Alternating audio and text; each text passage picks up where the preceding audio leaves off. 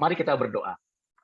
Bapa Surgawi, di dalam nama Tuhan Yesus, kami bersyukur pada hari ini kami mau belajar, mendengar, memperhatikan, menyimak, dan memberikan apresiasi kepada mahasiswa yang mengikuti proses pembelajaran khususnya untuk ujian akhir semester. Pimpin, sertai, beri hikmat kepada kami. Terima kasih Bapa, dalam Kristus Tuhan kami berdoa, kami bersyukur. Amin. Baik, saya akan catat namanya. Silakan siapa saja yang mendahului ingin. Tapi kalau sudah selesai jangan out ya, jangan keluar. Dan nanti di akhir baru saya berikan nilai. Ya, di akhir langsung saya berikan nilai tambahannya berapa. Begitu. Jadi saya tidak mau bertele-tele kemana-mana. Fokus, jelas. Silakan siapa duluan? Oke, Giat. Giat, nama aslinya Giat saja kan? Betul, Pak. Giat, oke. Kemudian topik yang mau dibahas, yang mau ditanggapi? Tentang 1 Korintus, Pak, yang materi UAS kemarin. 1 Korintus, Pasal 1. 1. Oke. Ayat?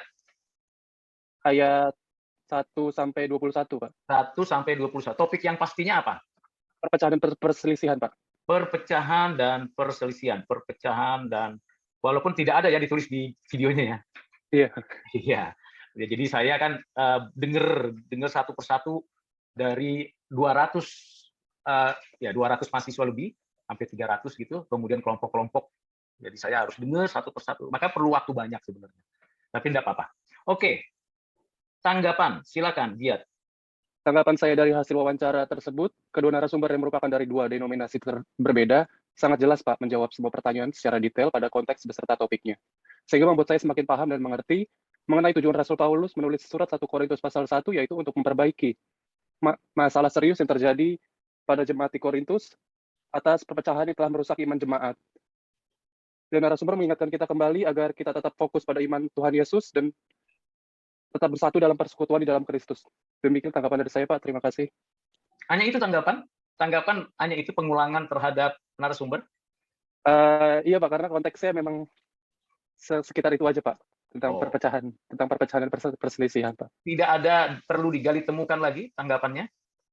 Sejauh sudah tanggapan ini personal ya, bukan artinya kalau sekarang itu personal, harusnya tadinya kalau di grup itu kelompok, tanggapan bukan kesimpulan, mesti diperhatikan. Tanggapan bukan kesimpulan. Kalau ketanggapan itu kesimpulan, itu adalah pasti keliru besar. Tanggapan bukan persetujuan.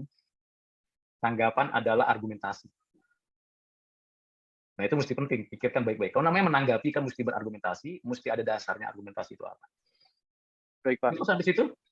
Cukup sih, Pak, sampai situ, Pak. Oke, semakin paham dan jelas, Pak. Oke, jadi kalau menurut kamu perpecahan itu disebabkan karena apa? Karena adanya pembagian golongan di antara jemaat di Korintus, Pak, yang telah merupakan. Kenapa ada pembagian golongan? Karena mereka mungkin di situ kurang percaya dengan firman Tuhan, Pak. Mengapa mereka kurang percaya firman Tuhan? Karena pemahaman dan keangkuhan mereka sendiri-sendiri, Pak. Mengapa mereka punya pemahaman dan keangkuhan sendiri-sendiri? Itulah sifat manusia yang jatuh ke dalam dosa, Pak, atas keangkuhan mereka. Oleh sebab itu mereka wajib ditegur supaya mereka tetap bersatu dengan firman Tuhan, Pak. Mengapa mereka memiliki keberdosaan?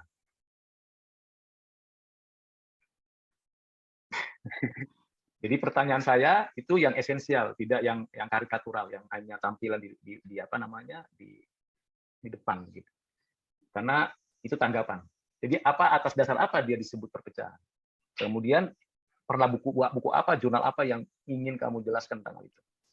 Nah, itu perlu. Itu namanya menanggapi. Karena kan kalian S1 belum bisa membuat teori sendiri. Teori bisa dipakai dari teori yang lain. Yang kedua, perlu konstruktif atau mungkin menyanggah pendapat pendeta itu.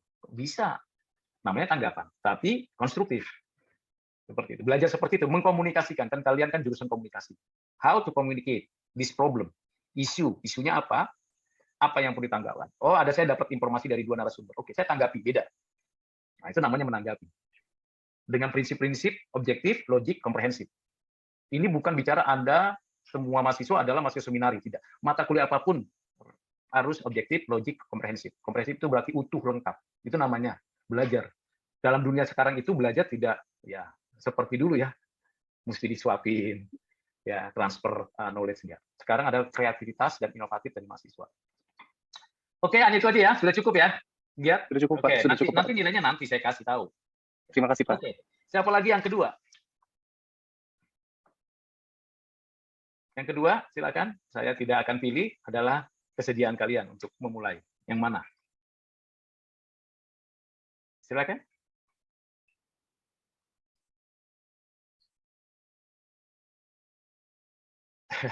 Masih lama, masih belum berani memberikan tanggapan. Tak terpikir ya, kuliah UAS itu bukan, sekali lagi, bukan hafalan. Nanti mungkin jadi kalian ketemu dengan saya di WDK 1. Itu jauh lebih mendalam lagi. Dan tugasnya juga jauh tidak memudahkan. Tapi waktunya ya sama, 1 semester. Semua di open.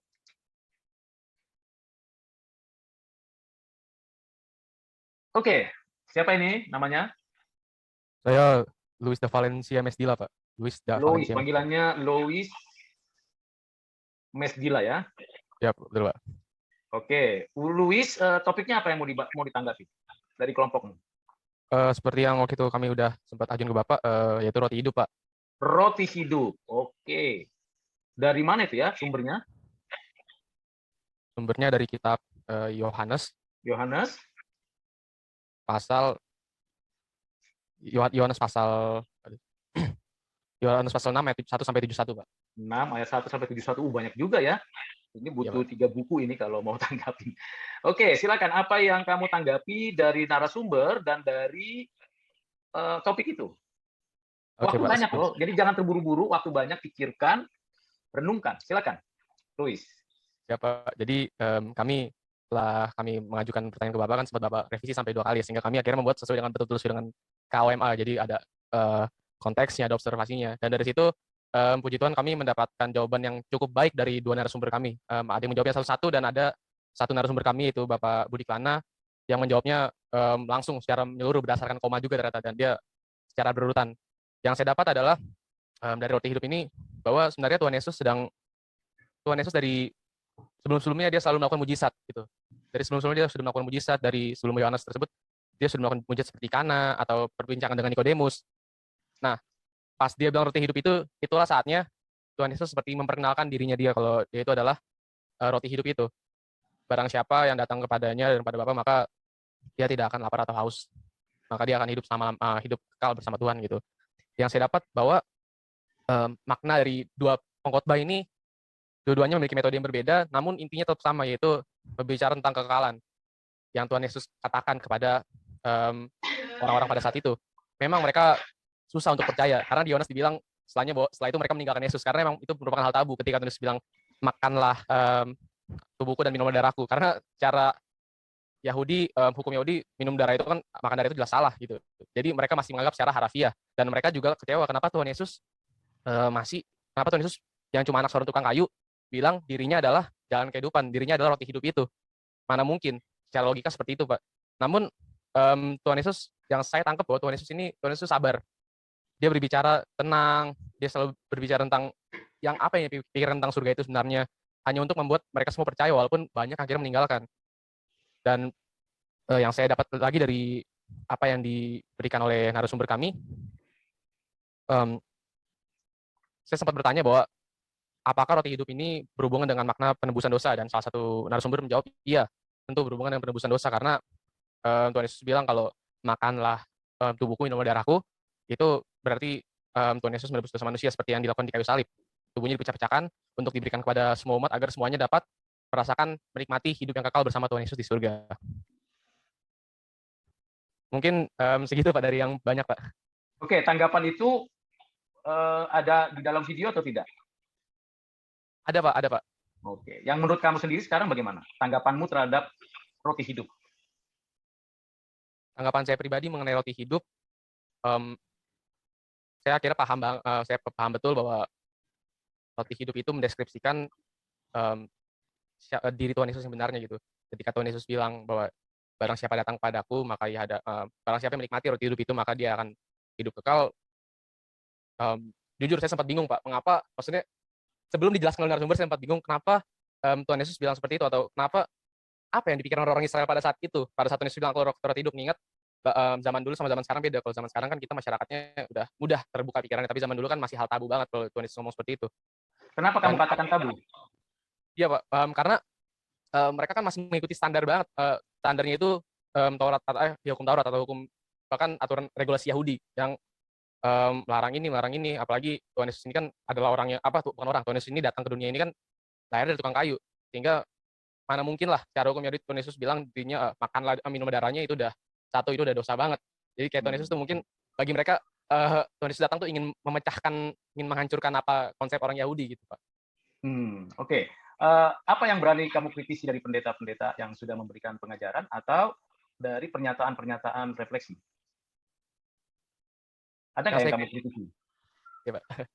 Jujur saya mau kritisin terus juga soalnya saya masih belajar Pak. Tapi saya nggak apa-apa. Perlu berani mengambil suatu sikap terbuka, open minded, tapi bukan berarti menjatuhkan ya, mengkritisi itu membangun. Ya Pak, oke, siap. Jadi untuk narasumber pertama kami Pak, yang saya kritisi adalah oke, misalnya narasumber ini berfokus pada penebusan dosa. Tapi yang saya tahu sebenarnya makna yang sebenarnya itu adalah bukan hanya tentang penebusan dosa gitu. Makna sebenarnya adalah Tuhan Yesus hanya memberitakan bahwa kita harus percaya Tuhan Yesus agar kita selamat. Sebenarnya hanya itu, tapi menurut saya korelasinya terlalu dalam lah, sehingga makna sebenarnya yang berbicara tentang kerajaan sorga itu kurang dapat gitu. Dan narasumber pertama tidak terlalu menjelaskan tentang dikaitkan dengan Musa gitu. Dan jadi saya kurang memahami. Lalu setelah itu akhirnya saya mendapat penjelasan di narasumber kedua. Namun narasumber kedua sendiri dia hanya berbicara mengenai bagaimana ceritanya aja, ya berbicara mengenai cerita dan dikaitkan dengan sejarah, namun tidak terlalu fokus terhadap implementasinya. Mungkin implementasinya memang dia katakan kita bisa ini, kita bisa itu, tapi saya rasa ada cara-cara yang mungkin membuat kita tuh lebih memudahkan kita lah. Karena kan mungkin kalau omongan seorang pendeta itu kan kadang kadang terlalu baku atau terlalu kiasan, jadi sehingga kami yang manusia awam ini susah buat mendapatkan apa gitu. Tiba-tiba dia ngomong jadi rema, mungkin bagi kami orang awam rema itu apa? Kami harus melakukan pencarian 2 kali lah supaya bisa paham. Begitu Pak. Wah, yang begitu tuh yang saya tunggu. Halo? Ya Pak. Nah, yang seperti itu yang saya tunggu. Itu namanya tanggapan. Nggak ada kan yang barusan kamu sampaikan itu ada di video? Nggak ada Pak, ini murni spontan Pak. Nah, itu yang penting. Itu yang penting. Dan itu yang saya nilai. Keberanian, kemauan, kemampuan. Karena setiap orang punya firman dikasih. Ya toh? Kamu di grup berapa nilainya? Belum ini Pak, belum Bapak nilai seperti apa? Oh, belum saya nilai. Oke, ya karena baru kemarin ya, malam ya di submit ya. Oke, good. Saya senang mendengar kamu punya tanggapan dan kamu jujur apa adanya. Oke, tapi stay karena belum ada pengumuman nilainya berapa tambahannya. Oke ya?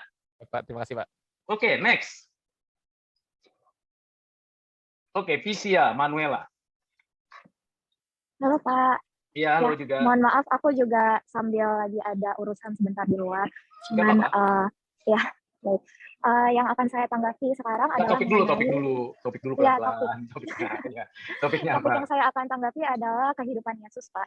Kehidupan Yesus. Ya. Betul. Dan yang benar-benar ingin Sumbernya dari kitab Yohanes. Kitab Yohanes.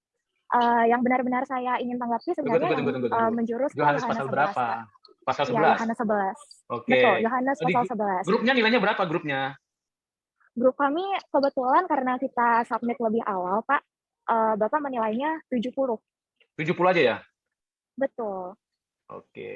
Oke, silakan. Nanti nggak tahu berapa tambahan untuk kamu ya, saya nggak tahu. Kamu Oke, silakan tanggapannya. Betul.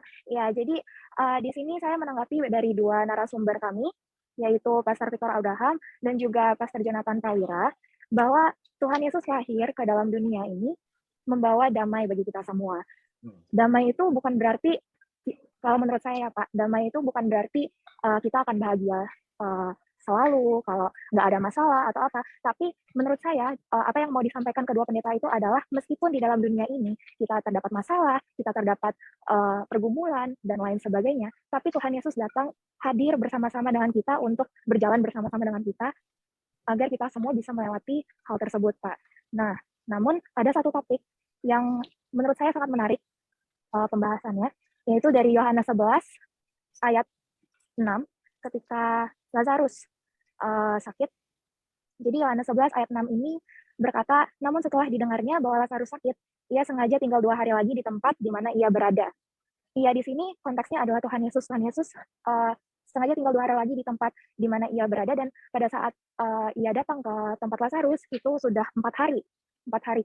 Nah, menurut logik kita akan menanyakan kenapa ya Tuhan Yesus harus tinggal 2 hari.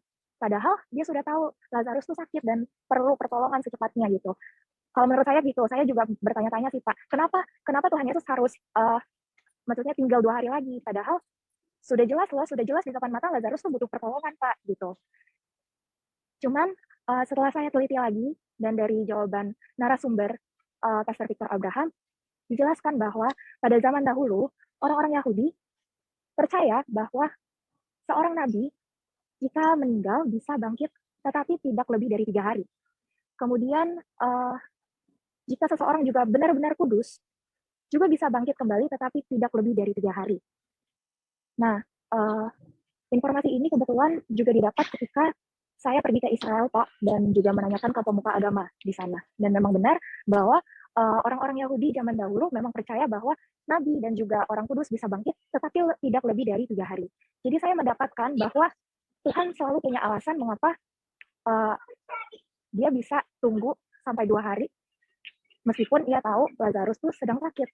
Karena di saat itulah Tuhan bisa menampakkan dan menyampaikan bahwa yang membangkitkan Lazarus itu bukanlah nabi, bukanlah orang kudus, bukan juga karena Lazarus adalah seseorang yang kudus, tetapi yang membangkitkan Lazarus adalah Mesias dan Juru Selamat.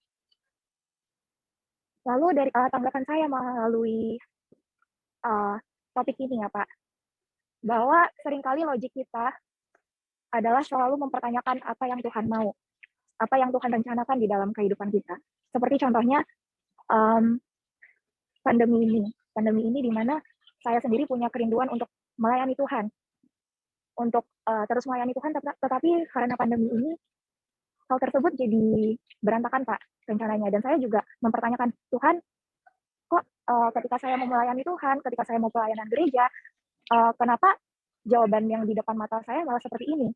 Tetapi melalui narasumber ini, melalui topik Lazarus ini, saya jadi diingatkan kembali kalau setiap hal yang terjadi di dalam kehidupan kita itu tidak terjadi di luar kepedulian Tuhan. Tidak pernah terjadi di luar kepedulian Tuhan.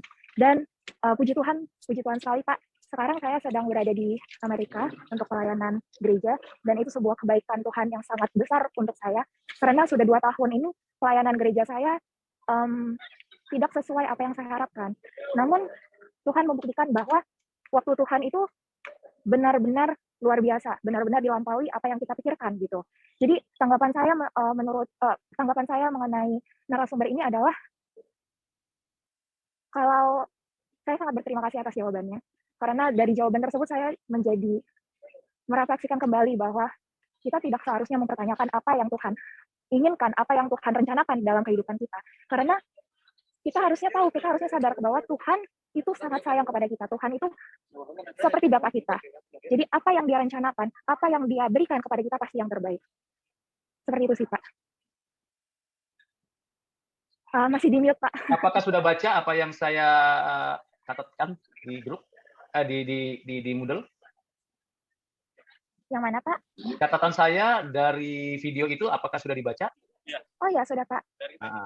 Nah, kalau kita bicara tentang kehidupan Yesus, berarti harusnya berbicara tentang kelahirannya, bicara tentang masa kanak-kanaknya, masa remajanya, masa pemudanya, masa pelayanannya, masa penderitaannya.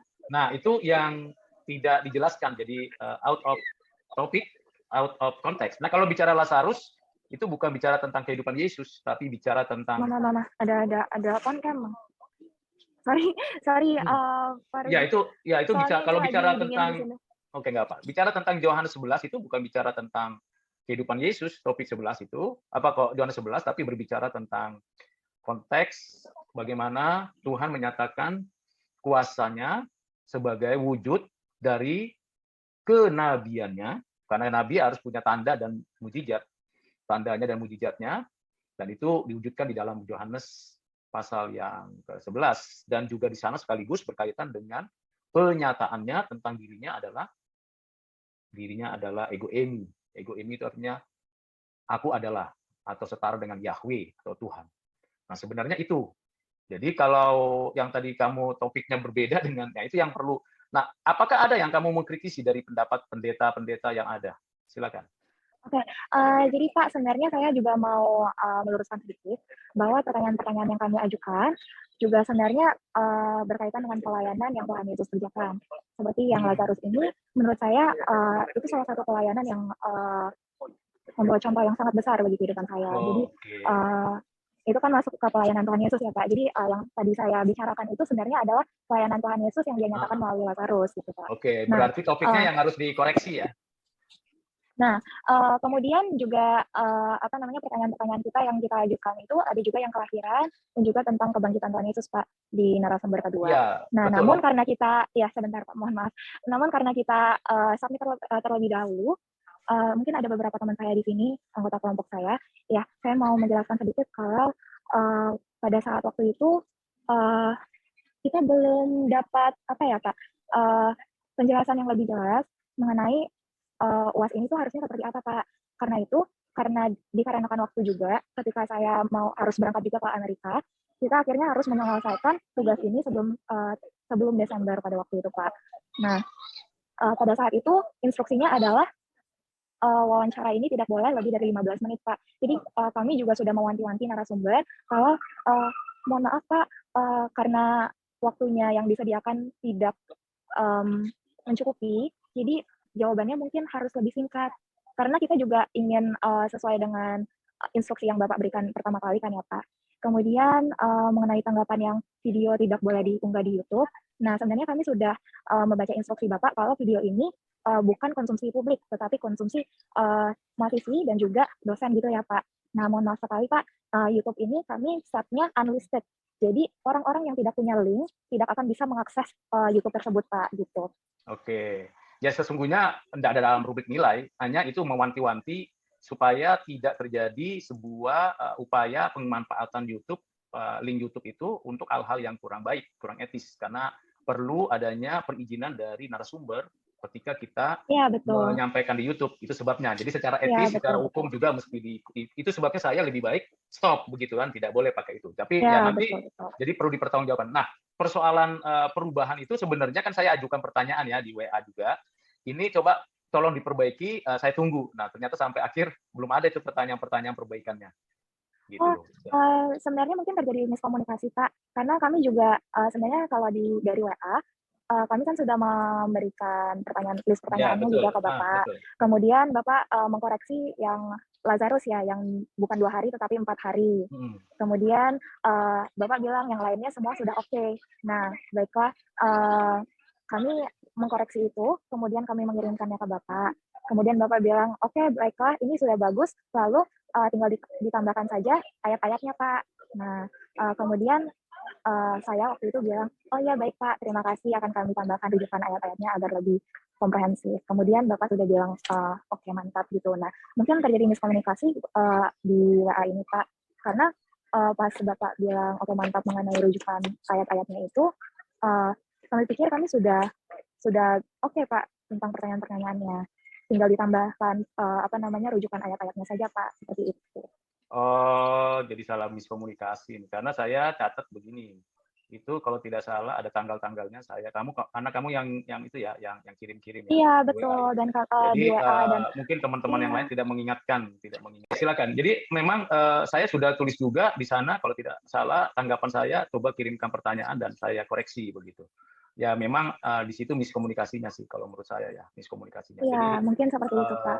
Jadi topik itu harusnya bukan kehidupan Yesus tapi pelayanan Yesus terhadap kasus kebangkitan Yesus ya, atau Yesus dan Lazarus. Sehingga biar klop begitu. Kalau bicara kehidupan Yesus saja itu panjang, satu kitab. Iya. Satu kitab itu nggak mungkin dikerjakan dalam waktu. Misalnya pun 15 menit pun itu juga tidak mungkin. Iya, betul, Pak. Jadi sebenarnya, kita ngambil kehidupan Yesus itu dari topik, kalau nggak salah sesi 19, Pak. Nah, kami juga sudah mencocokkan, pertanyaan-pertanyaannya dari kelahiran, kemudian pelayanan, kemudian, kebangkitannya, juga korelasinya mungkin dengan kehidupan masa kini, Pak. Cuman mungkin, itu mungkin miskomunikasi dari kami juga, dengan tanggapan Bapak juga mungkin, ternyata itu tidak, menyimpulkan semua kehidupan Yesus mungkin ya, Pak. Jadi malah Iya. lebih ke pelayanannya ya, Pak. Ya, oke. Nah, Iya, oke. menurut Cisia, oke, kita tidak lagi mengkritisi topik dan itu karena sudah selesai saya berikan penilaiannya. Yang menurut Iya, Cisia betul, baik. sendiri, bagaimana kamu menanggapi tentang kehidupan Yesus? Kehidupan Yesus, dari kedua narasumber itu kah, Pak? Atau Bisa gimana? dari dua narasumber, bisa dari topik itu sendiri yang kalian ajukan. Silakan. Jadi kalau dari kehidupan Yesus sendiri, menurut saya, Tuhan Yesus itu mengajarkan cinta kasih yang paling pertama. Karena, Tidak. Saya tidak bicara tentang pengajaran, tapi kehidupan Yesus, the whole life of Christ. the whole life of Christ, menurut saya Tuhan Yesus datang ke dalam dunia ini untuk membawa kedamaian seperti yang tadi sebelumnya saya sebutkan, Pak. Nah, kalau untuk tanggapan saya mengenai kedua narasumber tersebut, lebih ke tanggapan ke Pastor Jonathan Prawiranya, Pak. Secara jujur mungkin saya kurang dapat secara detailnya, karena apa yang Pastor Jonathan Prawira katakan mungkin terlalu bahasanya terlalu sangat alkitabiah, dan juga mungkin pembawaannya sebagai seorang pendeta, seorang penyair lagu, cara penyampaiannya mungkin kurang relevan terhadap kehidupan sehari-hari. Jadi menurut saya di situ kurangnya, karena mungkin juga kurangnya waktu, jadi tidak bisa dikaitkan juga dengan apa kehidupan kita masa kini itu seperti apa, tidak bisa dikaitkan lebih dalam gitu. Jadi mungkin itu sih yang kurangnya menurut tanggapan saya. Misalnya apa yang kurang relevan menurut Visia? Yang kurang relevan? Menurut saya seperti yang saat kita menanyakan kepada Pastor Jonathan Prawira mengenai kelahiran Tuhan Yesus, habis itu kebangkitannya, itu hanya dijelaskan gambaran besarnya saja, Pak. Nah, menurut saya itu mungkin karena batasan waktunya juga ya, Pak. Nah, tapi sebenarnya ekspektasi saya adalah penjelasan yang harusnya dikatakan adalah lebih detail, dan bagaimana sih kehidupan Yesus itu bisa kita tanamkan di kehidupan kita sekarang gitu, Pak. Nah, menurut saya jawabannya itu masih terlalu general sih, Pak.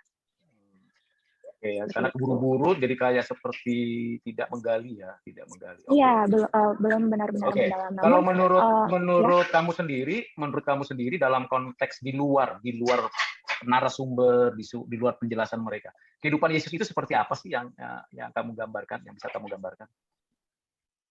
Kehidupan Yesus, menurut saya, yang relate dengan hidupmu gitu loh. Oh, yang relate dengan hidup saya. Mungkin soal pelayanan ya, Pak. Tuhan Yesus datang ke dunia kan awalnya tadi membawa damai. Kemudian melalui pelayanannya dia juga mengajar membawa dampak positif, membawa dampak yang baik. Nah, di situ juga sebenarnya saya ingin salah satu narasumber itu bisa menjelaskan bahwa melalui kehidupan Yesus ini kita harus mengambil contoh dari kehidupan Yesus, karena setiap pelayanan yang dia lakukan, setiap hal yang dia lakukan itu membawa dampak positif, membawa dampak yang besar bagi banyak orang, sehingga banyak orang yang datang mengikuti dia gitu, Pak. Nah, saya sebenarnya ingin menanyakan bagaimana mengimplementasikan hal tersebut di dalam kehidupan kita. Namun untuk pertanyaan Bapak, di masa sekarang mungkin kalau saya korelasikan dengan kehidupan saya, saat ini saya juga pelayanan gereja, dan tujuan saya adalah semoga dengan pelayanan saya saat ini itu bisa membawa dampak baik bagi banyak orang juga, Pak. Mungkin saya masih muda dan juga masih banyak kekurangan, dan juga masih harus belajar banyak sekali, dan masih banyak kekurangan, Pak. Tetapi menurut saya apa yang harus saya cari, apa yang harus saya jadikan patokan, apa yang harus saya jadikan prioritas adalah Tuhan Yesus. Dan kebetulan melalui Tuhan Yesus ini, Tuhan Yesus adalah teladan hidup saya gitu, Pak. Jadi bagaimana saya sebagai seorang umat Kristen, seorang yang melayani Tuhan, bisa membawa dampak positif dan dampak yang besar bagi banyak orang. Itu sih kerinduan saya, Pak.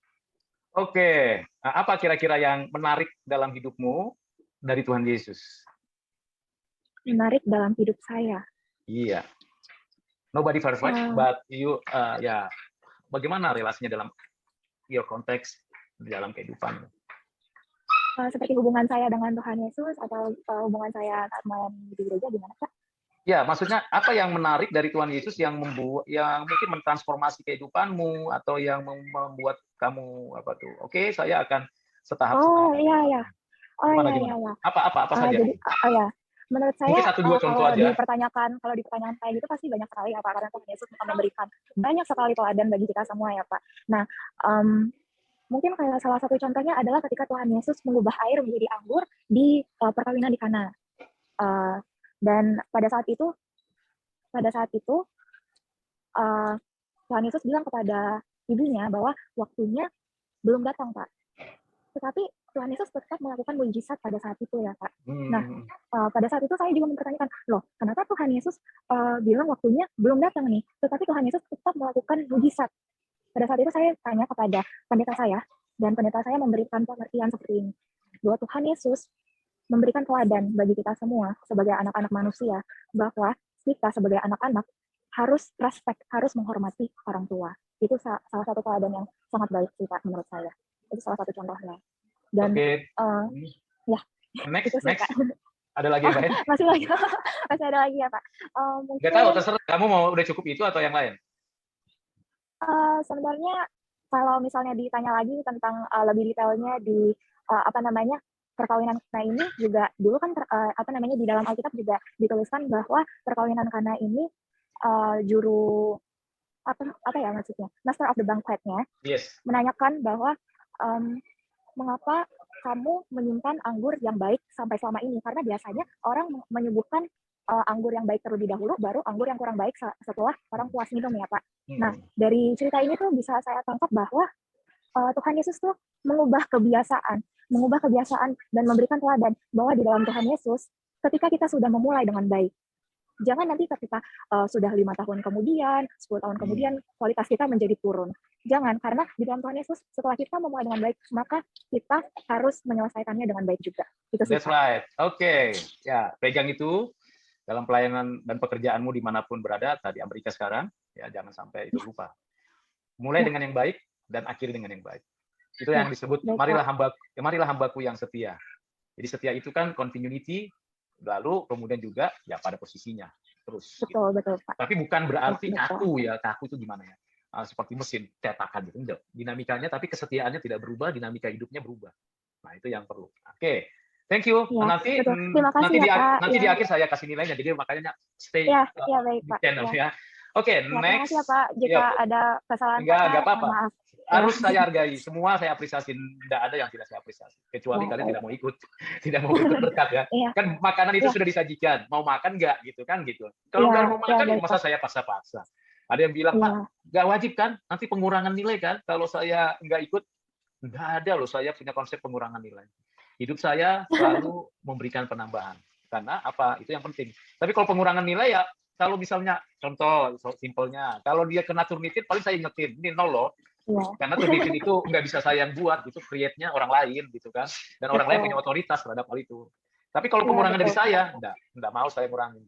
Bahkan kalau bisa nambahin, ya kan? Kalau bisa nambahin. Bahkan kalau bisa, wah ini bagus nih. Seperti tadi siapa namanya tadi? Si Louis gitu ya. Pancing. Ya. Kan kalian dapat berkat juga toh dari apa penjelasannya. Nah, juga begitu juga si Visia juga ya kan. Dia ceritain walaupun dia tadinya takut-takut mengkritisi hamba Tuhan. Nggak apa-apa. Hamba Tuhan juga senang kok dikritisi. Benar. Asal caranya sopan. Nah, itu yang penting. Iya, santun istilahnya ya. Oke, next. Ya, baik, Pak. Siapa lagi? Pak. Iya. Next siapa yang mau maju? Oke, Leora Stefani. Monggo Leora. Sebentar saya bilang ke orang rumah dulu buat agak diem ya, pasalnya ribut di sini. Nggak apa-apa. Oke, lanjut. Oh, diem dulu. Ya kadang-kadang perlu memang. Saya juga kalau kelas begini atau pertemuan begini, yang ribut itu bukan anak-anak saya, karena anak saya kan udah dewasa juga semua, udah kuliah ya. Yang ribut itu yang jagain rumah ini, peliharaan saya gitu. Kalau saya ngomong itu selalu maunya ribut gitu, dekat-dekat. Nah saya kadang-kadang nggak, saya suruh stop dulu di sana. Oke Leora, lanjut. Topiknya apa? Tanggapannya apa? Topiknya kami ambil dari Wahyu 1, ayat ke-18 sampai ke-20, Pak. Ya apa topiknya? Itu kan sumber. Topiknya penglihatan Yohanes di Pulau Patmos. Oke, penglihatan ya, bicara penglihatan. Ini berat loh, bicara penglihatan seperti nubuat, ya kan? Oke, tanggapanmu apa? Tanggapanmu dari narasumber, tanggapanmu terhadap topik itu. Silakan, Leora. Siap.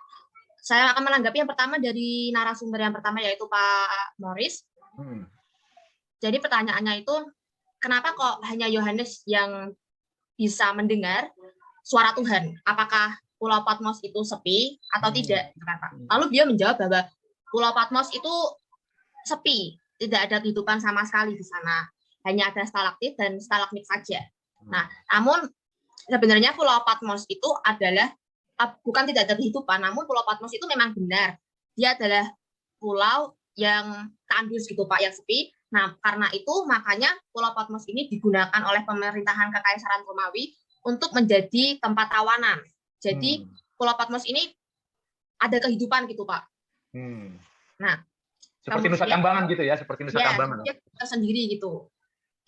Nah, kemudian pendetanya menjawab bahwa ya seperti itu tadi. Kenapa hanya Yohanes yang mendengarkan suara Tuhan? Karena pulau itu sepi gitu. Jadi tidak ada orang lain yang bisa mendengarkan. Nah, namun di terjemahan Alkitab lain, di Amplify, dikatakan bahwa Yohanes ini bisa mendengarkan karena dia diberi kuasa khusus oleh Roh Kudus untuk menerima dan mencatat wahyu dari Yesus Kristus, seperti itu Pak. Jadi Yohanes diberikan talenta khusus gitu, bukan karena tidak ada orang lain di situ, namun karena Yohanes itu memang diberikan talenta khusus dari Roh Kudus gitu Pak.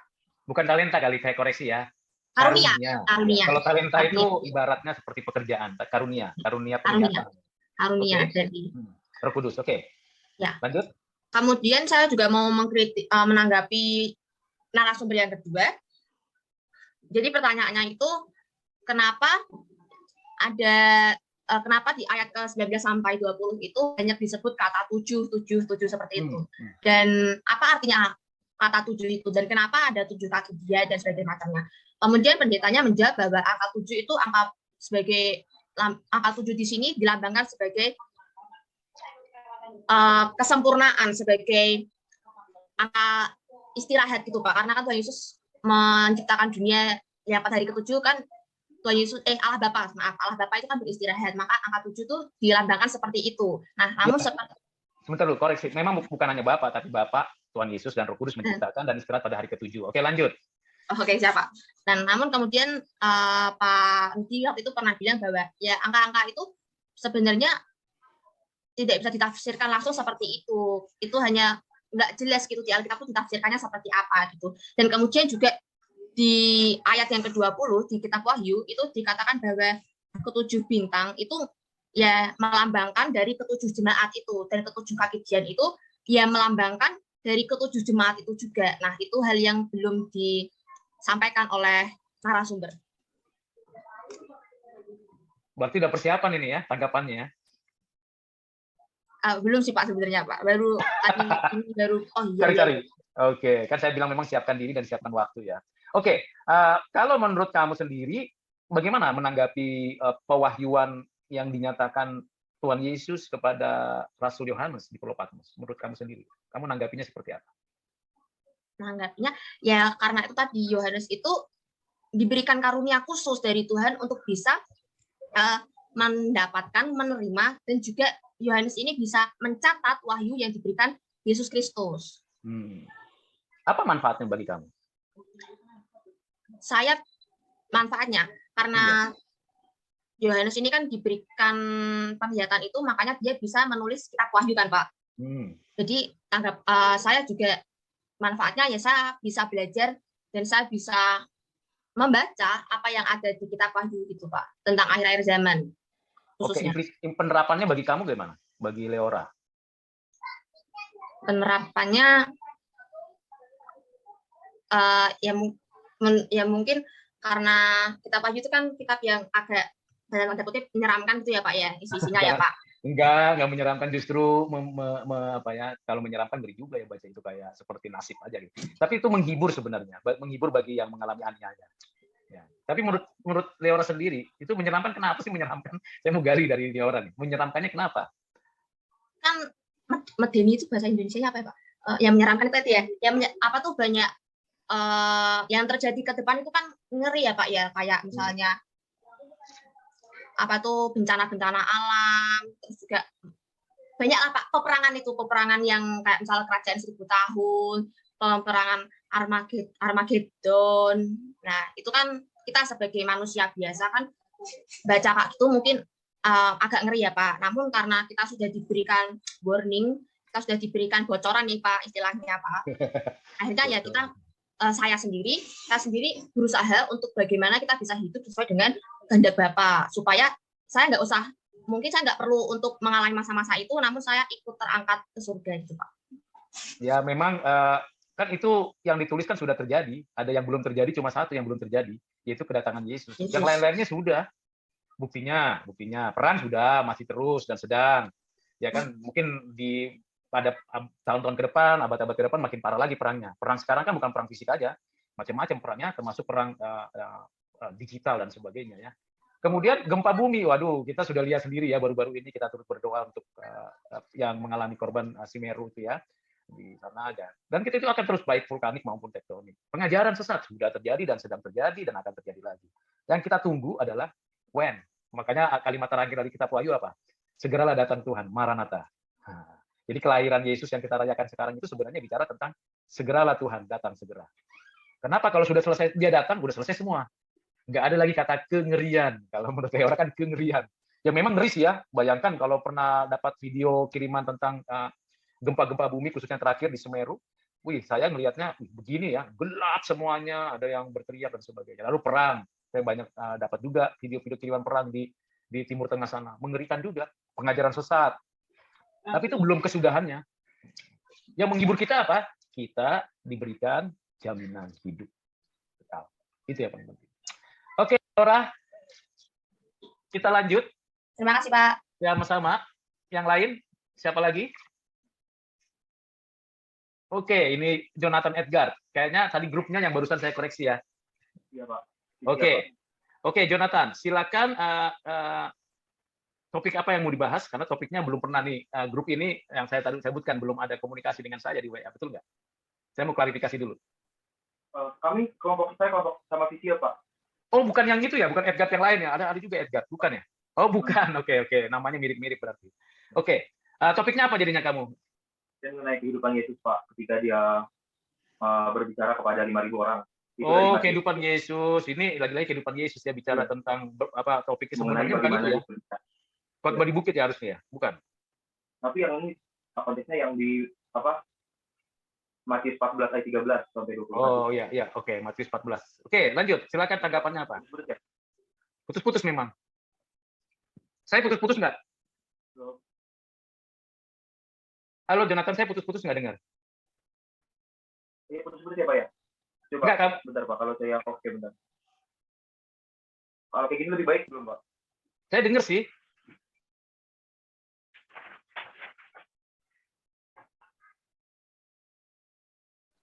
Izin menanggapi Pak, Jonathan suara kedengeran kok Jo? Iya, benar. Suaranya kedengeran, cuma dia cari tempat yang lebih nyaman dan tenang. Oke, lanjut aja. Saya berjalan juga nggak apa-apa, asal jangan kesandung. Pak. Halo? Ya, halo, sudah terdengar. Aman Jo. Izin sambil off cam kali ya Pak ya, biar lebih jelas suaranya. Oke lah. Coba kalau on cam coba. Kalau off cam coba. Oke, lanjut on cam. Ya, lanjut. Mengenai tapi kami bahas dari Matius 14 yang ketika Yesus memberi makan 5.000 orang gitu. Nah, Pastor Peter Abraham itu menjelaskan bahwa kami kan fokus kepada pertanyaan bagaimana caranya Yesus mengajar 5.000 orang itu tanpa pengeras suara ya Pak. Dan itu kami saya mendapatkan jawaban bahwa ya suasana itu sepi dan dibantu oleh angin. Kita kayak jadi angin juga membantu membawa suara Yesus sampai terdengar kepada orang-orang yang mengikuti Yesus gitu. Tanggapan saya adalah Pastor Peter Abraham memberikan jawaban-jawaban dengan jelas. Pastor ini memberikan suatu ilustrasi, itu dia memberikan juga gambaran bagaimana caranya Yesus memberitakan Injil gitu, memberitakan kabar baik kepada orang banyak tanpa pengeras suara gitu. Dan cukup jawaban yang ini ketika Pastor ini bilang adalah dia dibantu oleh pengeras suara, dibantu oleh angin, terus orang-orang yang di sana pun juga mendengar dengan hikmat itu sehingga memudahkan Yesus untuk berbicara dengan jelas gitu. Karena yang saya ambil adalah gini, ketika orang-orang yang ikut Yesus ke bukit itu adalah orang-orang yang pastinya ngefans gitu, dia percaya bahwa itu Tuhan. Saya kepikiran ketika kita punya fans, ketika kita memiliki idola gitu, jadi sebagai seorang idola, kita akan mengikutinya kemanapun, kita akan mendengarkan apa yang dia ucapkan dengan baik gitu Pak. Jadi itu memudahkan Yesus ketika dia berbicara pada orang banyak, karena orang banyak pun ketika Yesus ngomong, dia ikut diam, mendengarkan dengan fokus, dengan hikmat gitu. Jadi tanggapan saya adalah, pertama Peter menjelaskan dengan baik, yang kedua, ketika saya mengatakan ketika saya berada di sana sebagai murid Yesus, saya pun juga akan mendengarkan Yesus dengan hikmat, karena dia adalah Tuhan gitu. Suatu kebanggaan ketika kita bisa bertemu langsung dengan Tuhan, dan otomatis kita akan mendengarkan apa yang dia mau, apa yang dia ucapkan gitu. Dan balik lagi, itu adalah sebuah kedaulatan Tuhan gitu. Dia bisa ngomong dengan orang banyak, dan ya seperti itu Pak. Oke, tanggapan lain ada lagi? Aduh, sorry Pak, saya izin okem ya, suaranya putus-putus Pak. Oke, tanggapan lain ada lagi? Ya Pak. Tanggapan lain ada lagi? Tanggapan lain mengenai Yesus ya? Ya, mengenai topik yang kalian bahas. Oh, yang kami bahas itu kan mostly adalah kehidupan Yesus ya Pak. Dari dia lahir, sampai dia mengajar, sampai dia naik ke surga, sampai kami kaitkan juga dengan kehidupan masa kini ketika dia mengizinkan pandemi terjadi. Yang saya ambil adalah Yesus datang ke dunia untuk membuktikan dan untuk mengenapi kitab Taurat itu. Akan ada satu Mesias yang datang. Itu pertama. Yang kedua, menurut saya Yesus datang itu ya bukan untuk dilayani, melainkan melayani. Jadi apapun resikonya akan Tuhan Yesus terima, dia akan terima gitu. Maksudnya pasti dong ada penolakan ketika Yesus menginjili, pasti dong ada penolakan. Masa sih seorang manusia jadi Tuhan gitu. Tapi saya salut dengan Tuhan Yesus adalah bahwa dia bahkan dia rela memberikan nyawanya buat kita gitu. Dalam artian dia menginjili dalam proses pelayanannya gitu, dia memberikan yang terbaik gitu, memberikan yang terbaik. Terus ya seperti itu Pak. Oke, ada lagi yang lain? Yang lain mengenai apa Pak? Ya, mengenai tanggapan kamu lah terhadap topik dan materi-materi yang sudah dipresentasikan. Sejauh ini itu sih Pak, mengenai ini Pak, sama saya tak menanggapi Pastor yang kedua Jonathan Prawira, sama seperti ngambil Jonathan Prawira ketika kami menanyakan makna mengenai kelahiran Yesus, dan seterusnya pertanyaan yang kita ajukan, dia menjawab secara umum, secara general, secara garis besar gitu. Jadi kayak pertanyaan kami mendapatkan jawaban yang pada umumnya aja Pak. Ini nggak mendapatkan sesuatu yang baru gitu. Kalau Peter Vita Abraham itu menjelaskan lebih rinci, lebih jelas itu dengan gambar, dengan TV di belakangnya, dia menganalogikan suatu penjelasan yang sangat detail gitu. Tapi kalau Pastor Jonathan Prawira ini hanya secara garis besar yang saya tahu maknanya ya itu, emang maknanya itu kita datang yang mengenapi, maksudnya nggak ada makna khusus gitu yang kayak buat saya ini maknanya, kayak buat hati saya kayak baru tahu gitu ada makna kayak gini gitu Pak. Oke, bagus. Oke, terima kasih. Nanti tunggu waktunya, saya akan umumkan berapa nilainya. Sudah 5 mahasiswa. Saya lanjut Pak. Untuk kemudian Tuhan Yesus tadi memberikan pengajaran yang paling utamanya adalah kasih. Yang saya angkat adalah ketika Tuhan Yesus menanyai Petrus, apakah engkau mengasihi aku? Kemudian Tuhan Yesus bertanya sampai 3 kali. Kemudian ketika Tuhan Yesus bertanya sampai 3 kali, akhirnya sedihlah hati Petrus. Kemudian di situ yang mau saya maknai, dan saya baru tahu juga ketika saya dengar dari narasumber, kemudian saya coba searching di internet, ternyata ketika dalam kitab Yunani itu disebutkan kasih, apakah engkau mengasihi aku? Mengasihi aku tuh kalau bahasa Indonesianya itu dia cuma mengasihi saja. Ternyata kalau dalam terjemahan Yunani adalah yang pertama adalah agape. Tuhan Yesus bertanya, apakah engkau mengasihi aku? Mengasihinya itu artinya agape gitu, kasih agape maksud Tuhan. Yang kedua juga Tuhan Yesus bertanya, apakah engkau mengasihi aku? Terus juga yang ketiga, tapi Petrus selalu menjawab adalah kasih filia ya Pak ya. Jadi di situ Tuhan Yesus bilang mengasihi itu adalah sebenarnya tanpa syarat lah, karena memang Tuhan Yesus juga berkata bahwasanya kasih yang terbesar, tidak ada pengorbanan dan kasih terlebih besar daripada pengorbanan seorang sahabat terhadap yang membagikan nyawanya kepada sahabat-sahabatnya.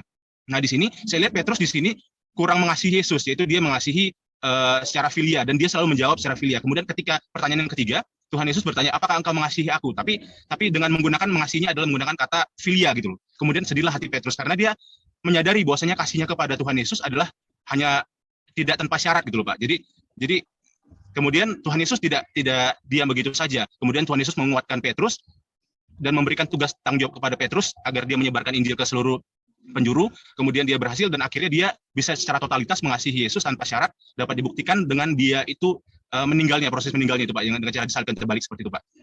Yang saya coba maknai dari situ, bahwasanya Tuhan selalu mengajarkan kepada kita, bahwasanya kita harus mengasihi tanpa syarat, karena Tuhan Yesus juga selalu mengasihi. Saya agak selalu saya renungkan itu Pak, ketika Tuhan Yesus disalibkan. Ketika Tuhan Yesus disalibkan, ada perkataan salah satu perkataan dari Tuhan Yesus adalah, Bapa ampunilah mereka karena mereka tidak tahu apa yang mereka perbuat. Nah, yang saya lihat di sini sungguh sangat besar contoh keteladanan Tuhan Yesus itu, bahwasanya ketika dia dalam kondisi tersulit sekalipun, ketika dia disalibkan, dia tetap mengampuni orang-orang yang telah mencambuk dia, mengolok-olok dia gitu loh. Jadi saya rasa sangat fundamental, yaitu kehadiran Tuhan Yesus Kristus di bumi ini. Kemudian saya coba agak melompat sedikit Pak, saya mau sedikit mengulas tentang kehidupan Yesus Kristus Pak, untuk yang proses kelahiran, karena di dalam proses kelahiran juga ada yang sangat penting yang sangat diajarkan dari Tuhan Yesus, yaitu Tuhan Yesus lahir di Palungan gitu loh, yang notabene itu merupakan tempat yang tidak prestis lah. Sementara orang-orang di bumi ini berlomba-lomba untuk menunjukkan prestisnya, tapi Tuhan Yesus mengajarkan di sini bahwasanya tidak harus menunjukkan kekayaan, tidak harus bermewah-mewah, tapi Tuhan Yesus justru sering menampakkan bahwasanya dari sesuatu hal yang kecil dapat mengubah dunia gitu. Dari palungan, bayangkan dari palungan, terus juga ada domba-domba yang notabene mungkin berbau atau seperti itu. Kemudian dari hal-hal yang tidak terduga, dari hal-hal kecil itu yang akan mengubahkan dunia. Di sini saya mau memaknainya, kalau kita ingin mengubah dunia, kalau kita mengubah segala sesuatu menjadi lebih baik, mulailah dari kita sendiri. Jadi teladani kehidupan Yesus Kristus, yaitu mengasihi tanpa syarat gitu Pak. Oke, tanggapannya terhadap apa yang Eru coba pikir, renungkan, tanggapi terhadap pernyataan daripada narasumber dan terhadap konteks daripada kehidupan Yesus personal. Baik Pak, saya mau menanggapi untuk narasumber. Ini juga saya tidak bisa menanggapi terlalu kritis ya Pak, karena memang juga ada kesalahan dari kelompok kami, di mana kami bertanya hanya sedikit saja. Si narasumbernya itu kurang begitu jelas untuk menggambarkan apa makna kelahiran Tuhan Yesus ke dunia ini. Dan ternyata sebenarnya makna kelahirannya sangat-sangat besar, karena dia menggenapi apa yang ada di dalam perjanjian lama. Kemudian Tuhan Yesus itu nanti ada tugas besar dia yang akan dia laksanakan dalam kehidupannya semasa dia lahir. Kemudian Tuhan juga menunjukkan bahwasanya dari hal-hal kecil selalu muncul hal-hal yang besar seperti itu Pak. Kemudian yang saya sampaikan tadi bahwasanya kasih itu adalah mengalahkan segalanya, itu dia Pak. Oke, ada lagi nggak yang berkaitan dengan dirinya Heru di dalam konteks tanggapan itu? Menanggapi narasumber Pak, mohon maaf Pak. Tanggapan terhadap apa namanya topik itu, bukan narasumber lagi. Narasumber kan sudah dijelaskan tadi. Iya Pak. Tanggapan saya terhadap topik kehidupan Yesus ini sebenarnya yang paling penting sih menurut saya Pak. Yang paling penting di antara yang lain juga nggak kalah penting, karena memang inti dari kekristenan itu sebenarnya adalah Tuhan Yesus sih Pak. Karena itu puncak dari iman Kristen itu adalah dari kehadiran Tuhan Yesus di tengah-tengah bumi ini gitu. Jadi dia yang menyelamatkan umat manusia. Pengorbanan yang terbesar, karya terbesar Tuhan, yaitu menyelamatkan umat manusia yang dimana kita ketahui bahwasanya manusia dan Allah itu sudah terpisah oleh dosa, dipisahkan oleh dosa pada sejak zaman Adam seperti itu. Kemudian ada peristiwa Sodom dan Gomora, kemudian ada banyak sehingga manusia itu bukan Tuhan yang menjauhkan diri dari manusia, tapi manusia itu sendiri yang menjauhkan dirinya dari Tuhan. Nah, di sini kehadiran Tuhan Yesus ini mau menjadi penengah di situ Pak. Jadi mau merekatkan kembali bagaimana hubungan Allah dengan manusia gitu Pak. Itu makna dari kehidupan Yesus sebelumnya Pak. Terima kasih. Bukan penengah, pengantara. Pengantar Pak. Iya. Kalau penengah itu udah berkelahi, nggak ada yang menang, lalu kasih tweet gitu kayak wasit gitu. Enggak. Yesus itu Baik, Pak. menyambung lidah manusia, menyambung lidah Tuhan. Jadi dia pengantara, mediator. Itu penting. Ya, jadi sengaja saya dengar, saya kritisi, saya berikan kalau ada hal yang kurang pas, saya tambahkan. Itu untuk menambah wawasan juga. Oke, terima kasih. Ada lagi yang mau disampaikan? Heru? Pak, terima kasih Pak. Cukup ya. Oke, next lebih lanjut siapa? Guntur ya. Silakan. Makasih banyak, Sir. Pertama-tama saya ucapkan salam sejahtera untuk kita semuanya. Saya satu kelompok dengan Luis, Pak Rudi, tentang roti hidup. Ya. Tentang roti hidup ini saya ingin menanggapi sebenarnya itu tentang dari Alkitabnya dulu ya. Yang pertama, yaitu tentang misalkan kayak ada dua yang saya ingin tanggapi. Yang pertama adalah bahwa Yesus menjadi roti hidup bagi kita apabila kita percaya kepadanya. Di dalam ayat Yohanes 6 ayat 47, di mana aku berkata kepadamu, sesungguhnya barang siapa percaya, ia mempunyai hidup yang kekal.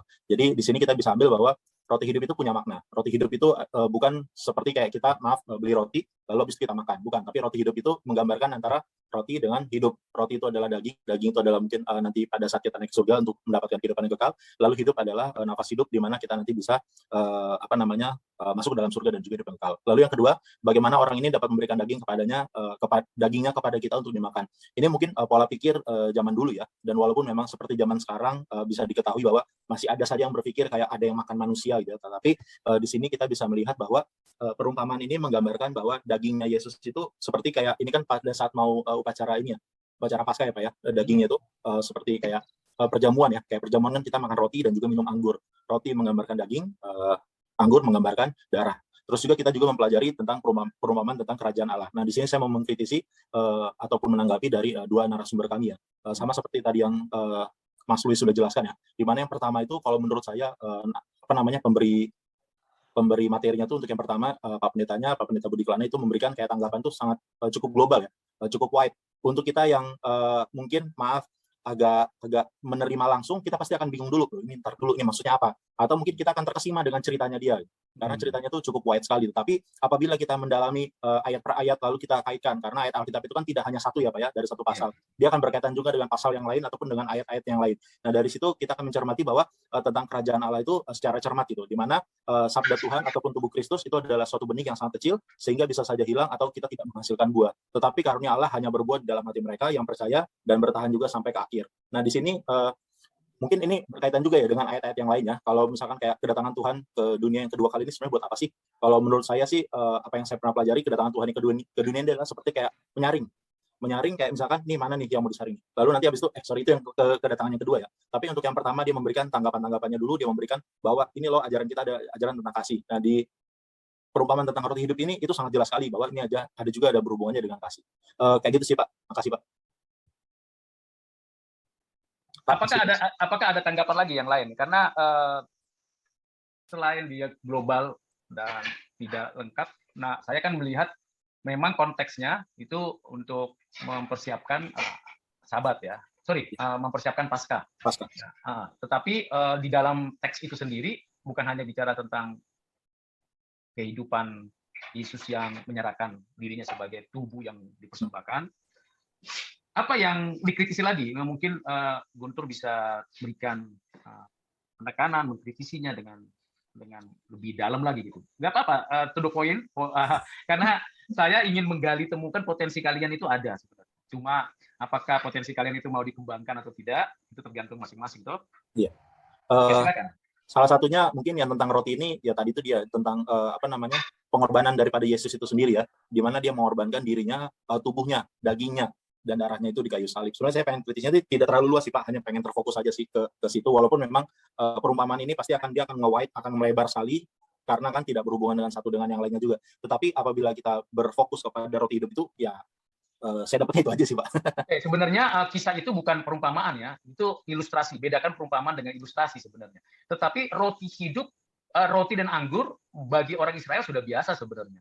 Orang Yahudi sudah ngerti itu apa arti roti yang tidak beragi dan anggur yang menjadi tanda perjanjian, gitu ya. Mereka sudah mengerti itu sesungguhnya. Tetapi ketika itu dilekatkan pada Yesus Tuhan kita, nah itu yang membuat gusar hati mereka.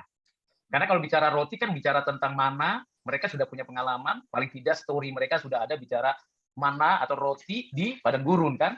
Ya. Mengenai anggur, mereka sudah tahu bahwa itu bicara tentang kelimpahan berkat dan kesejahteraan di perjanjian lama.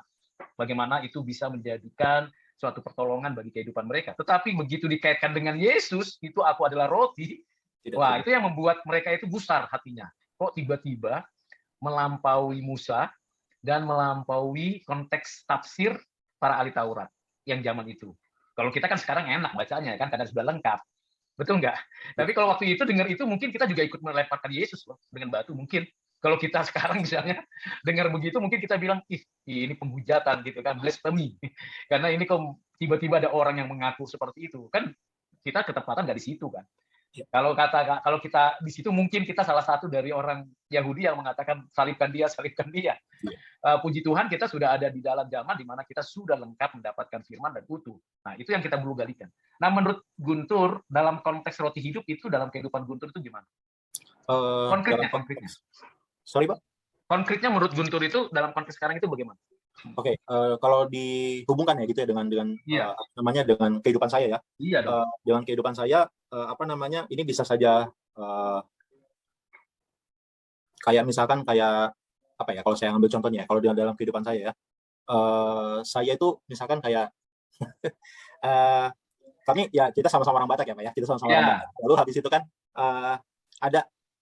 ada mungkin kayak misalkan kayak ibu saya Advent, ibu saya itu dari non Advent, lalu habis itu ditarik ke Advent gitu kan. Itu kan apa namanya, sebenarnya kan pilihan ya Pak ya, itu adalah iman kita kepada Tuhan Yesus gitu. Iman yang bisa kita pilih. Nah, kalau di sini berkaitan dengan saya adalah di mana kalau misalkan kayak satu pasangan pria dan wanita, apabila walaupun dia sama-sama Kristen, dia mempunyai rasa suka, tapi misalkan kayak sudah berhubungan dengan agama, itu otomatis sudah pasti akan agak-agak rumit. Tapi dengan imannya dia, percayanya dia kepada Tuhan, ya kan, dia pasti akan mengikuti iman mana yang sesuai. Karena kan menikah itu kan sebenarnya kan kalau kayak dalam normatif, menikah itu bukan dengan dua pasangan, tetapi juga dengan keluarga. Tetapi jangan salah, tidak hanya itu saja, tetapi ada juga yang namanya kepercayaan religius. Apakah saya mau menikah dengan wanita karena saya menyukai dia, maka saya akan mendapatkan imannya ataupun saya percaya kepada Tuhan? Kan tidak seperti itu ya Pak ya. Tetapi yang saya ambil adalah salah satu contohnya itu di mana ibu mendapatkan iman, mendapatkan bisikan ataupun pengharapan, di mana dia percaya, lalu habis itu dia masuk ke sama dengan Bapak kayak gitu Pak. Ya, itu belum kaitannya dengan roti hidup tadi ya. Iya sih, enggak sih, cuman kan saya itu nanti di WDK 1 nanti, itu WDK 1 bicara pernikahan. Lompatnya nanti ke sana. Kebanyakan sih yang di topik-topik yang dibahas itu, kebanyakan itu ke WDK yang lain ya, WDK 1, 2, 3. Tapi pernikahan itu nanti itu menarik di WDK 1, kalau misalnya masih di kelas saya, itu menarik sekali sebenarnya bicara pernikahan ya.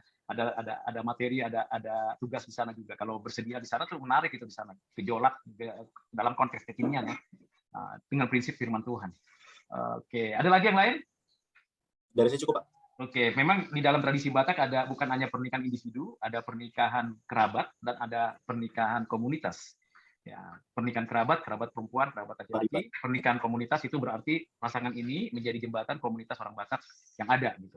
Nah, ketepatan saya kan orang antropolog, peneliti juga di bidang itu dan juga sudah melaksanakan, ikut juga terlibat dalam adat. Jadi saya tahu persis yang mana posisi dan situasinya. Jadi menarik ya, tapi saya nggak bahas di sini. Itu nanti topik lain. Oke, gitu aja ya, Guntur ya. Siap, Cukup? terima kasih, Pak. Oke, ini sudah selesai semua ya, nggak ada lagi. Jadi akhirnya berakhirlah sudah apa yang sudah saya berikan kesempatan ini. Jadi berharap kesempatan ini bukan hanya sekedar penambahan nilai, tetapi klarifikasi, konfirmasi, sekaligus memberikan kesempatan untuk meningkatkan kualitas. Next semester mungkin bukan saya ngajar WDK 1, WDK 2, atau WDK 3 untuk kalian. Mungkin bukan saya. Tetap fokus dan diskusikan dengan dosen kalau ada tugas apapun. Gunakan, manfaatkan media yang disediakan. Jangan tunda, jangan tunggu. Jadi konkret aja, tanya aja terus terang. Saya kalau nggak ditanya kan saya nggak bisa nggak bisa yang namanya dibuat semacam mengira-ngira, asumsi, beranggapan, itu jadi jelek jadi hasilnya kan. Tapi tanya ya. Jadi ketika bertanya sama dosen, entah diskusi, siapapun dosennya, konkretkan di dalam tugas tanggung jawab. Supaya nilainya bukan hanya bagus, tapi kita punya pengalaman. Karena tiap dosen punya cara pendekatan yang berbeda. Tapi tiap mahasiswa punya kesempatan yang sama untuk menggali potensi kalian. Nah, ini prinsip dasar. Oke? Cukup? Ada yang mau ditambahkan ceritanya? Ada? Mau sampaikan sesuatu? Oke, izin, Pak. Ya, izin. Silakan izin. Saya sebentar aja, Pak. Saya mungkin cuma 3 menit doang, Pak. 3 menit itu lama itu. 2 menit, Pak. Ya. Saya mau kasih sedikit tanggapan, Pak, untuk mata kuliah pendidikan agama ini, Pak. Karena buat diri saya sendiri, karena memang saya merasakan ada dampak yang luar biasa sih, Pak. Karena jujur saya memang sebelum adanya pelajaran agama ini saya malas-malasan baca Alkitab, Pak. Tapi dengan adanya tugas baca Alkitab, saya rasa itu sangat berdampak besar buat keinginan saya untuk mempelajari Alkitab lagi. Karena memang di situ ada statementnya tuh di hadapan Tuhan seperti itu. Jadi saya nggak berani kalau benar-benar nggak baca. Jadi ini bahkan di pertama sih merasa berat sih, Pak. Tapi lama-kelamaan kayaknya sangat menarik nih untuk semakin dipelajari seperti itu, mudah-mudahan bisa diaplikasikan. Kemudian juga menurut saya sih awalnya Pak Rudi ini kok begini banget sih Bapak ini. Jadi tugas-tugasnya juga banyak banget terus seperti itu. Cuma memang saya di sini mau bilang ya cukup fair lah Pak, dengan adanya penilaian seperti ini memberikan kami kesempatan untuk memperbaiki nilai. Saya rasa ya saya nggak tahu kalau kedepannya mungkin ada seperti ini lagi, tapi ya ini hal yang perlu disyukuri. Mungkin masukan juga buat dosen-dosen yang lainnya kalau seandainya ada waktu juga mungkin bisa memperbaiki nilai dengan cara ini. Jadi lebih mengeksplor diri sendiri lagi Pak. Terima kasih Pak. Ya, saya orangnya agak cerewet ya. Maksudnya gini, apa yang saya alami bagus, saya biasanya cerewet itu cerita sama teman-teman inter dosen di jurusan maupun bukan di jurusan. Nah, itu yang Siapa? yang saya katakan ya itu mungkin karunia atau talenta nih, kata Leora itu talenta gitu, karunia. Tapi saya suka memberi yang saya alami itu baik, saya bagikan. Yang buruk ya simpan aja, gak usah lah. Taruh di gudang, taruh di bawah tempat sampah gitu. Tapi yang baik saya selalu membagi. Siapa? Dan prinsip saya adalah mendidik, bukan mencari untung apapun. Itu yang saya mau tanggapi untuk kita semuanya. Jadi Nggak lebih dari 2 menit kan, Pak? enggak, satu menit lebih malah gitu. Terima kasih ya. Tadi ada mau tanggapi lagi, Giat nih. Wah, Giat nih mau cerita lagi nih, Giat nih. Curhat lagi. Tidak apa-apa. Saya orangnya open kan. Kalian tahu sendiri lah apa adanya, saya nggak pernah mau tutup-tutupi. Kurang lebih sama dengan Bang Heru, Pak. Terima kasih untuk bacaan Alkitabnya, karena dari bacaan Alkitab itu banyak merefleksikan ke dalam diri saya. Terima kasih Bapak untuk 1 semester ini. Saya berharap dapat ketemu Bapak lagi di semester berikutnya. Cuman yang saya agak sedikit kecewain adalah di suatu kelompok saya, Pak, di saat mengerjakan tugas, terutama dalam tugas proyek yang penting ya, Pak. Kontribusi salah satu atau 2 anak itu kurang maksimal kayak gitu loh, Pak. Akhirnya kita yang harus mendominasi semua, di saat kita dapat nilai baik, seakan-akan dia ikut berkontribusi, padahal kenyataannya seperti tidak berkontribusi, seperti itu loh, Pak. Kurang lebih seperti itu loh, Pak. Ya, nanti saya akan kirimkan peer review supaya fair ya, peer review bagi kelompok yang bermasalah. Siap, Pak. Kalau yang nggak bermasalah nggak usah submit. Itu individu. Jadi personal saya taruh di grup. Saya sudah punya peer review-nya. Lalu nanti please kirim di sana. Itu sangat rahasia dan hanya saya yang tahu. Hanya saya yang tahu. Tidak ada satu orang pun yang tahu. Ya, termasuk istri dan anak saya tentunya. Jadi itu sangat rahasia. Jadi kasih tahu saja. Nanti ada pertanyaan-pertanyaan di sana. Nanti saya bisa dengan otoritas itu mengurangi nilai yang tidak ikut. Itu fair. Baik. Ya, Baik, Pak. itu nanti kalau ditanya pernah waktu UTS itu ada yang komplain. Saya bilang, kamu komplain boleh, tapi problemnya adalah realitanya kamu tidak bisa mengikuti apa yang seharusnya. Karena orang lain bekerja keras, kamu tidak mengikutinya, dan orang lain mendapatkan berkat yang sama dengan kamu, itu kalau berbicara keselamatan is okay. Tapi bicara kinerja, itu tidak bisa seperti itu. Ya kan, setiap orang punya tanggung jawab. Seperti itu sih. Itu yang dianjurkan kan kalau di dalam proyek kelompok. Baik di SD, SMP, SMA, perguruan tinggi di seluruh dunia sekarang sudah pakai peer review. Termasuk dosen. Makanya dosen kan ada SFQ kan. Nah, walaupun mungkin subjektif, tetapi itu menjadi sebuah masukan yang baik gitu.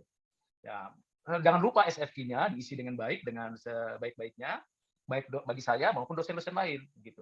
Ya kan, supaya kita sama-sama membangun, memberikan hidup. Jangan lihat dari sisi subjektif saja, tapi lihat dari sisi keseluruhan, keutuhan. Itu penting. Ya kan? Nah, itu yang saya mau sampaikan. Oke, terima kasih, Giat. Wah, ini datang lagi nih, satu lagi, Lois. Terima kasih ya, Pak. Ya. Ya, Pak. Tadi gara-gara Bro Giat ngomong, jadi saya terpancing mau ngomong juga nih, Pak. curhatan lagi nih. Ya, Pak. Harus ada yang harus diungkap juga kan, Pak, biar nggak sabar banget gitu. Jadi ya. Sebelumnya saya mau terima kasih Pak atas pengajaran 1 semester ini Pak. Jujur di awal juga kami semua pasti sangat sampai saya pernah berpikir Pak, ini lulusan UPH semuanya jadi pendeta atau gimana ya? Enggak lah. Padahal kan agamanya itu beda. Nah, ya jadi tapi saya jujur belajar banyak Pak. Apalagi setelah di yang terakhir saya lihat bahwa ada materi tentang wahyu di situ yang sampai sekarang jujur saya masih takut buat buka kitab baca wahyu. Padahal saya sudah menyelesaikan semua kitab, tinggal wahyu itu saya masih takut. Dan akhirnya saya mulai memberanikan diri Pak buka wahyu itu. Ya terima kasih untuk pengajarannya Pak, karena akhirnya kami benar-benar paham prinsip Alkitab sebenarnya, nggak cuma kayak pengajaran di agama Kristen yang biasa. Ini benar-benar mendalam banget. Saya jujur menjadi suka dengan agama. Dan selanjutnya ini curhat Pak. Ya, ada curhat. Oke, lanjut. Kalau misalnya di kelompok kami kurang maksimal dalam hasil video, jujur kami mohon maaf sekali Pak, karena yang pertama kelompok kami hanya terdiri dari 3 orang dan rata-rata juga orang yang sibuk gitu Pak. Jadi yang benar-benar punya niat, yang benar-benar merasa punya tanggung jawab, ya pasti akan membantu. Dan ternyata sudah 3 orang, yang kerja cuma 2 orang. Jadi lumayan ribet. Ya, saya tahu siapa yang tidak aktif, saya tahu. Nah, ya seperti itu Pak. Jadi saya sendiri, saya sama Mas Guntur udah kontak-kontakan sebelum, Mas ini gimana Mas? Aduh Mas. Ya udah, Mas Guntur bilang ya udah pasrah sama Tuhan lah. Ini yang penting buat kemuliaan Tuhan. Ya udahlah. Ya, jadi kalau kurang maksimal kami mohon maaf Pak. Soalnya ya kami berusaha. Terima kasih. Saya bisa pahami ke kondisinya grupnya kalian, ya kan, saya pantau juga kan, Jadi tetap saya lihat, saya respon dengan baik ya. Maka kesempatan yang seperti yang saya bilang ini adalah kesempatan yang baik gitu, bukan hanya bicara tentang penambahan nilai sendiri, tapi juga adalah proses pembelajaran. Padahal kan pemilihan teman itu kan kita sendiri, tahu, bukan orang lain gitu ya. Oke, terima kasih ya. Jadi di semester depan mungkin ada kelompok-kelompok lagi. Bangunlah kerjasama dengan baik dengan teman ya, dimanapun berada. Kita nggak ada yang single fighter, nggak ada. Tuhan Yesus saja pilih murid 12 supaya berpasang-pasangan memberitakan kabar baik. Ada yang mendoakan, ada yang mendukung, masing-masing punya bakat, talenta, karunia yang berbeda-beda. Tapi support sistemnya ada together is better, ya kan? Tapi kalau merasa aku sibuk, ya jangan, please don't disturb me gitu ya. Nggak bisa lah, hidup ini kan kalian yang sudah berkeluarga, saya nggak tahu siapa yang sudah berkeluarga, dan yang belum berkeluarga, tetap together is better, ya kan? Nggak ada itu yang namanya ini urusan gue bukan urusan lo gitu, nggak bisa. Ini urusan kita bersama, kita selesaikan bersama. Tapi kalau ada yang egois, ya kita mau bilang apa gitu kan? Kan kita nggak ada konsep memaksa, kita konsepnya adalah memberikan saran, masukan. Kalau mau ikuti gitu. Nggak ada konsep memaksa di dalam kekristenan. Yang ada adalah konsep memberikan yang terbaik begitu. Kira-kira begitu, ya. Oke. Ada lagi yang lain, cukup ya ceritanya. Paling tidak saya sudah menangkap pesannya ya. Oke, terima kasih Pak. Untuk kehadiran kalian semua. Terima kasih untuk kesempatan kalian juga mau cerita. Nah, nanti ada kelompok-kelompok yang bagus, itu yang membuat jadi contoh untuk next class, karena semester genap ada mahasiswa baru yang ikuti mata kuliah pendidikan agama Kristen, ya kan, dengan metode yang sama, dengan RPS yang sama. Nah, nanti saya akan majukan nih sebuah prinsip yang sudah kita terima. Jadi tolong doakan kita dan nikmati Natal bersama keluarga, bersama kerabat. Jangan lupa ke gereja, jangan lupa beribadah. Siap. Ya, dan kirim salam sama keluarga semua. Selamat Natal dari saya. Dan kalau kurang lebihnya saya mungkin kurang fasih, kurang cekatan, maafkan. Semoga semuanya berhasil di mata kuliah ini. Harapan saya 3,5 tahun kalian juga jadi sarjana yang berkualitas. Tuhan memberkati kita. Oh, sure. I will take this too, and since it's already late, yeah, we will go back home, and I will take this too. Thanks. Merry Christmas ya Pak. Oke, thank you. Thank you, Bisa. Okay. Merry Christmas. Back home, and God bless you. Oke. Nah, oke, nggak apa-apa, no problem. Oke, kita berdoa dulu ya. Siapa? Oke, mari kita berdoa. Bapak, terima kasih untuk pertemuan ini. Terima kasih untuk kejujuran, ketulusan, kesungguhan untuk kehadiran di kelas ini. Berkati setiap mahasiswa, ya baik yang sudah hadir maupun yang belum hadir. Berikan damai sejahtera Natal di dalam hati mereka masing-masing, dan mereka bersyukur untuk semua pemberian-pemberian. Juga kami berdoa supaya next semester, next course, setiap mahasiswa benar-benar mencoba untuk memahami konteks mata kuliah, konteks perkuliahan online saat ini. Berkati, beri kesehatan, kekuatan. Berkati semua upaya dan usaha mereka, sertai Tuhan, juga para dosen yang lain yang ada di Prodi OLJS atau Prodi Ilmu Komunikasi. Terima kasih Bapak, inilah doa dan permohonan kami. Dengarkanlah di dalam nama Tuhan Yesus Kristus kami berdoa bersyukur. Amin.